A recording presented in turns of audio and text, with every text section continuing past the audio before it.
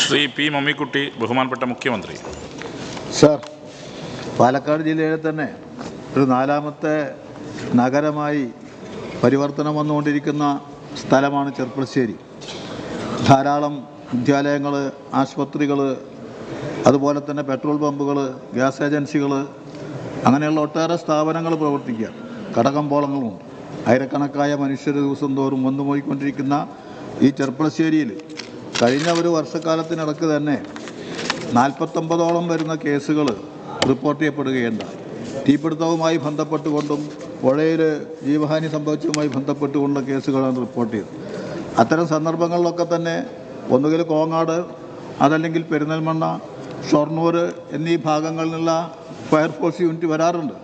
സന്ദർഭത്തിനനുസരിച്ച് ഇടപെടുകയും കൂടുതൽ ആളപായം വരാതിരിക്കാൻ ആവശ്യമായ നടപടി സ്വീകരിക്കുകയും ചെയ്തതിൻ്റെ ആശ്വാസകരമായ ഒരു അനുഭവം പങ്കുവെക്കുമ്പോൾ തന്നെ ഒട്ടേറെ ലക്ഷക്കണക്കായ ഉറുപ്പിയുടെ നാശനഷ്ടങ്ങൾ, തുണിക്കട കത്തി, അതുപോലെ തന്നെ സോമില്ലുകൾ കത്തി, അതുമായി ബന്ധപ്പെട്ടുള്ള മാർക്കറ്റിൽ തീപിടുത്തമുണ്ടായി.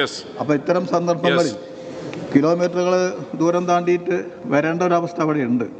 സർക്കാരിൻ്റെ തന്നെ സ്ഥലം അവിടെ ലഭ്യമാണ്. അതുകൊണ്ട് ചെർപ്പളശ്ശേരി കേന്ദ്രമാക്കിക്കൊണ്ടൊരു ഫയർഫോഴ്സ് യൂണിറ്റ് ആരംഭിക്കാനുള്ള നടപടി സ്വീകരിക്കുമോ എന്നതാണ് എൻ്റെ ചോദ്യം. ബഹുമാനപ്പെട്ട CM. സർ, മറുപടി മേശപ്പുറത്ത് വെച്ചാൽ പോരെ? Thank you.